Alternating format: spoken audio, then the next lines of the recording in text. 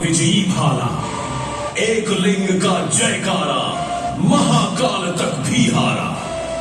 इसके हर पत्थर पत्थर में जाग रहा बलिदान है। ये मेवाड़ महान है, ये मेवाड़ महान है।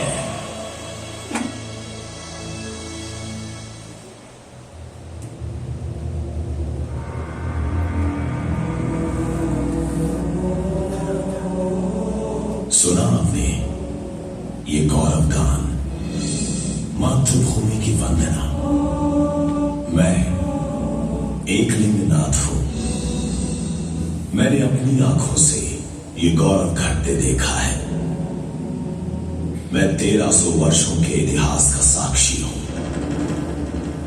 मैंने बप्पा को काबुल तक भगवा फहराते देखा है।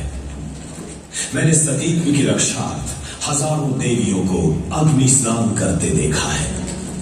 और देखा है हम्बीर के पराक्रम को, चूंडा की प्रतिज्ञा को, कुंभा के वैभव को, सांगा के पुरुषार्थ को। और मैंने देखा है मीरा की भक्ति, प्रताप की शक्ति को, पन्ना के त्याग, भामाशाह के दान को, चेतक की स्वामी भक्ति और हाड़ी के बलिदान को। किस किस का नाम गिनाऊं? इस माला में अनेक अनुपम मोती हैं, जिन्होंने माता के मस्तक को ऊंचा किया। आओ इन प्रेरणादायी पृष्ठों को अपने मानस पटल पर जीवंत करें।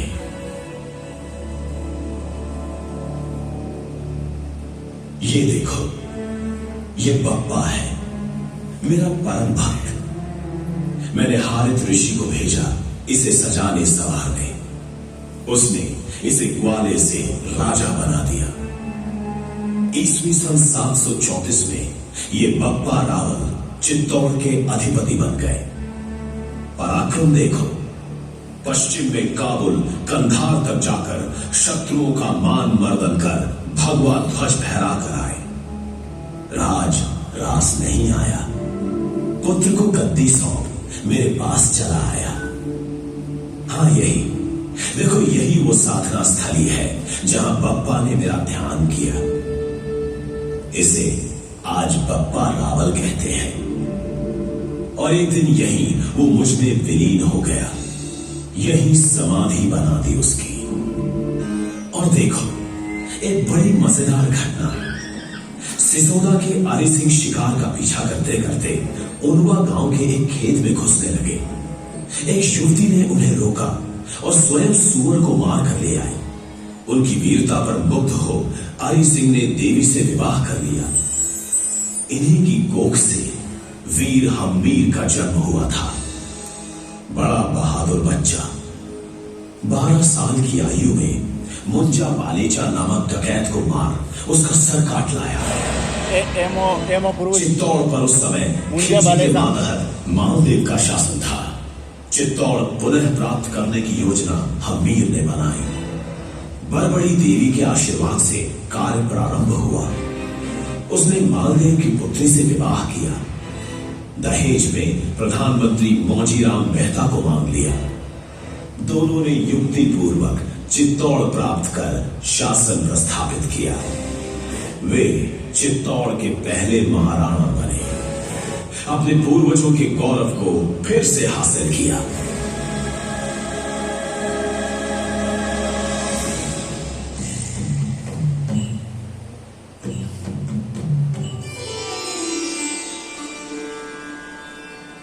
कुंभा विशाल देह यष्टि, आजान बाहु, मेरा परम भक्त मेरे विग्रह पर बैठे बैठे ही पुष्प अर्पण करता था।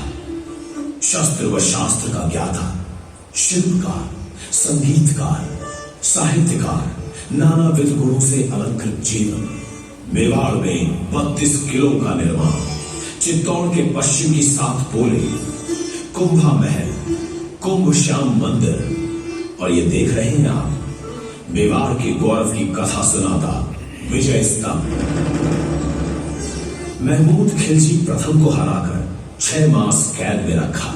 इसी विजय की याद को बनाए रखने के लिए इनका निर्माण करवाया। उन्होंने राज्य विस्तार किया। कलम, कटार, करणी तीनों चलती रही। चित्तौड़ भारतवर्ष की राजधानी बन गया और कुंभा का नाम इतिहास में अमर हो गया। जब परंपरा ने पराक्रम की रक्त से पूजा की, जब शक्ति ने स्वाभिमान की रक्षा के लिए लब्धों का श्रृंगार किया, जब भक्ति, करुणा, प्रेम, साधना और समर्पण का एक अमर स्वर सुनाई दिया। मेरे तो गिरधर गोपाल, दूसरों न कोई। मेरे तो गिरधर गोपाल, दूसरों न कोई। मेरे तो गिरधर गोपाल, दूसरों न कोई। जाके सिर नार मुकुट मेरा पति सोई।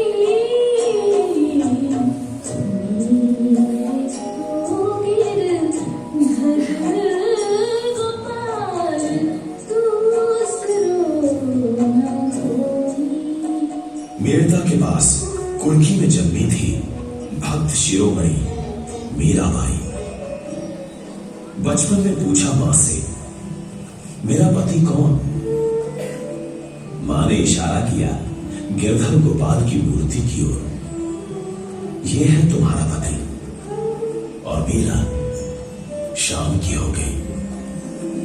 महाराणा सागा के ज्येष्ठ पुत्र से मीरा का विवाह हुआ तो अपने कन्हैया के साथ चित्तौड़ आ गई।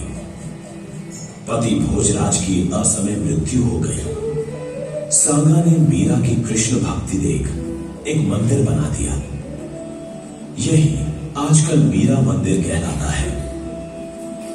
मीरा कृष्ण के भजन गाती चित्तौड़ छोड़ वृंदावन व द्वारिका जा पहुंची और 1546 ईस्वी सन में अपने द्वारिकाधीश में विलीन हो गई। ईस्वी सन 1568 में चित्तौड़ पर अकबर का आक्रमण हुआ।